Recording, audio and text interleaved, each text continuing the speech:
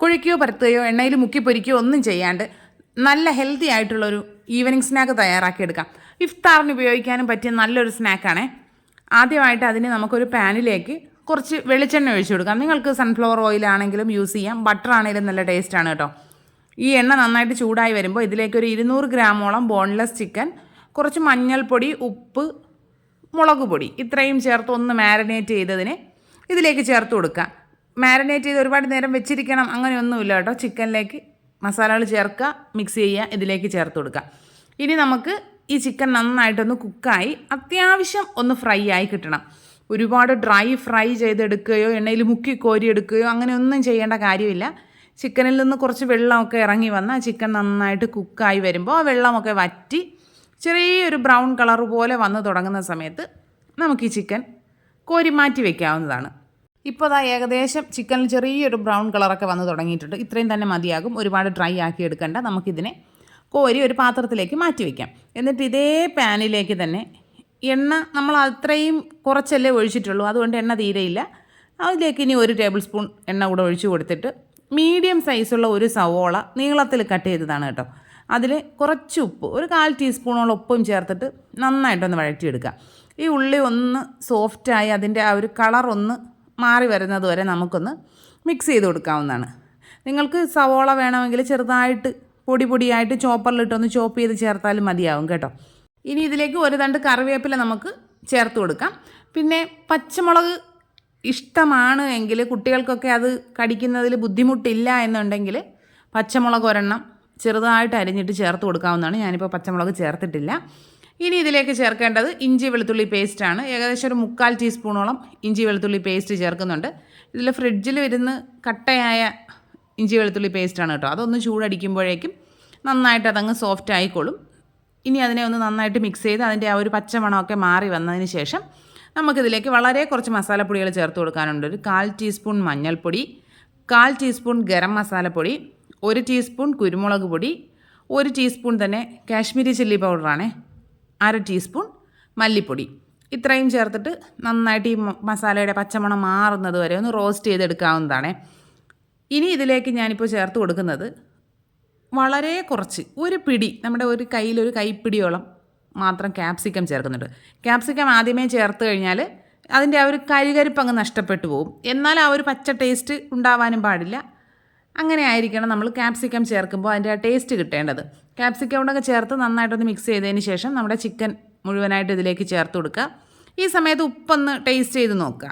ഉപ്പ് കുറവാണെങ്കിൽ കുറച്ച് ചേർത്ത് കൊടുക്കുക. എരിവ് കുറവാണെങ്കിൽ കുറച്ച് കുരുമുളക് പൊടിയും കൂടെ ചേർത്ത് കഴിഞ്ഞാൽ നമ്മുടെ മസാല റെഡി ആയിട്ടുണ്ട്. അതവിടെ മാറ്റി വയ്ക്കാം. ഇനി നമുക്ക് വേണ്ടത് ഒരു 6 സ്ലൈസ് ബ്രെഡാണ്. ഇനി അതിനെ ഒരു മിക്സിയുടെ ജാറിലേക്ക് നമുക്ക് ചെറുതായിട്ടൊന്ന് മുറിച്ചിട്ട് കൊടുക്കാം. നിങ്ങൾക്ക് വീറ്റ് ബ്രെഡ് വേണമെങ്കിൽ അതും യൂസ് ചെയ്യാവുന്നതാണ്.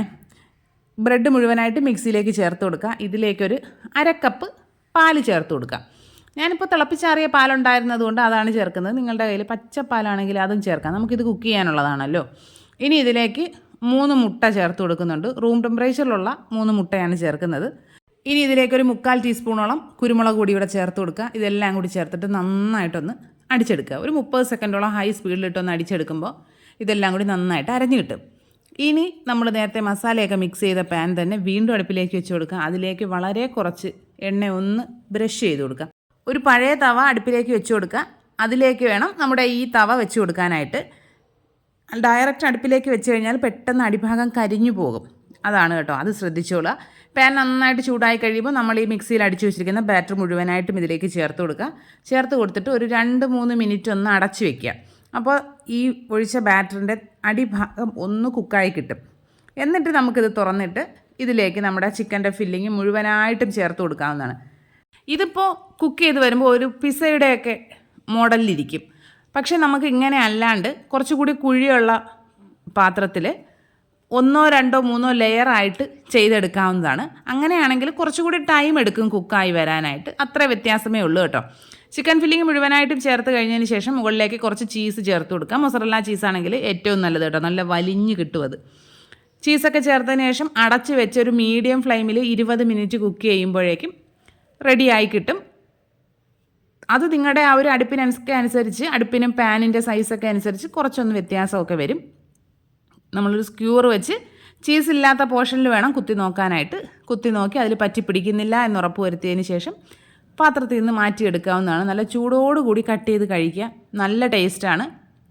ബ്രെഡ് വെച്ചിട്ടാണല്ലോ നമ്മളിത് തയ്യാറാക്കിയത്, അതുകൊണ്ട് നല്ല സോഫ്റ്റായിട്ടായിരിക്കും ഉണ്ടാവുക.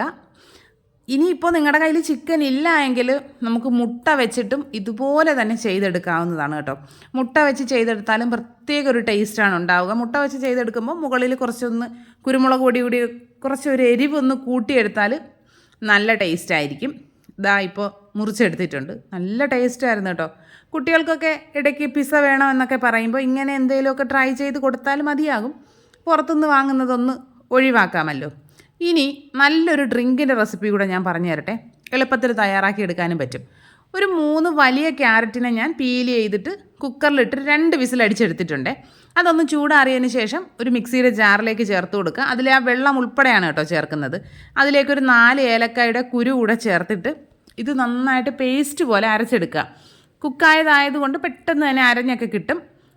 ഈ അരയ്ക്കുന്ന സമയത്തുണ്ടല്ലോ ഒരു 3 ടേബിൾ സ്പൂൺ പഞ്ചസാര കൂടെ ഞാൻ ഇതിലേക്ക് ചേർത്ത് കൊടുത്തിട്ടുണ്ടായിരുന്നേ. അതിൻ്റെ ക്ലിപ്പ് മിസ്സായതാണ്. നിങ്ങൾക്ക് പഞ്ചസാര ചേർക്കണ്ട എന്നുണ്ടെങ്കിൽ 6 or 7 ഡേറ്റ്സ് ഒന്ന് നന്നായിട്ട് കുതിർത്തിട്ട് അതും കൂടി ഇതിൻ്റെ കൂട്ടത്തിൽ അരച്ചെടുത്താൽ മതിയാകും. ഇനി ഇതിലേക്ക് പാലാണ് ചേർക്കുന്നത്. ഞാനിപ്പോൾ 1/2 ലിറ്റർ പാല് തിളപ്പിച്ച് ആറിച്ച് ഫ്രിഡ്ജിൽ വെച്ച് നന്നായിട്ട് തണുപ്പിച്ചതിനാണ് ഇതിലേക്ക് ചേർത്ത് കൊടുക്കുന്നത്. ആദ്യം കുറച്ച് ചേർത്ത് നന്നായിട്ട് അത് മിക്സ് ചെയ്തതിന് ശേഷം ബാക്കിയുള്ളത് കൂടി ചേർത്ത് നന്നായിട്ട് മിക്സ് ചെയ്തെടുക്കുന്നുണ്ട്. നിങ്ങളുടെ ആവശ്യത്തിനനുസരിച്ച് പാല് ചേർക്കാവുന്നതാണ്. ഒരുപാട് പാലിൻ്റെ ടേസ്റ്റ് ഇഷ്ടമല്ലാത്തവർക്ക് കുറച്ച് പാലും വെള്ളവും ചേർത്ത് മിക്സ് ചെയ്ത് അങ്ങനെയും എടുക്കാവുന്നതാണ്. ഇനി ഇതിലേക്ക് ഞാൻ കുറച്ച് കസ്കസ് ഒന്ന് കുതിർത്ത് വെച്ചിട്ട് അതിനെ കൂടി ചേർത്ത് കൊടുക്കുന്നുണ്ട്. നിങ്ങൾക്ക് വേണമെങ്കിൽ ചിയാ സീഡും ചേർക്കാവുന്നതാണ്. പക്ഷേ ചിയാ സീഡ് ചേർക്കുമ്പോൾ അത് വളരെ കുറച്ചൊക്കെ മാത്രമേ യൂസ് ചെയ്യാൻ പാടുള്ളൂ. ഒരുപാട് വെള്ളമൊക്കെ ചിയാ സീഡ് ചേർത്ത് കഴിയുമ്പോൾ കുടിക്കേണ്ടി വരും. അതൊക്കെ ഒന്ന് ശ്രദ്ധിച്ചോളുക. ഇതാ നമ്മുടെ ഡ്രിങ്ക് റെഡി ആയിട്ടുണ്ട്. ഇനി ഇതിൻ്റെ ഗ്ലാസ്സിലേക്ക് സെർവ് ചെയ്യുക. നട്ട്സൊക്കെ ചേർത്ത് കഴിക്കാവുന്നതാണ്. വീഡിയോ ഇഷ്ടപ്പെട്ട് കഴിഞ്ഞാൽ ലൈക്ക് ചെയ്യുക, കമൻറ്റ് ചെയ്യുക, ഷെയർ ചെയ്യുക, ചാനൽ സബ്സ്ക്രൈബ് ചെയ്യുക, ഹൈപ്പ് ചെയ്യുക. ഇനി ഇതുപോലുള്ള അടിപൊളി റെസിപ്പീസുമായിട്ട് ഉടനെ തന്നെ കാണാം. അതുവരെ ബൈ.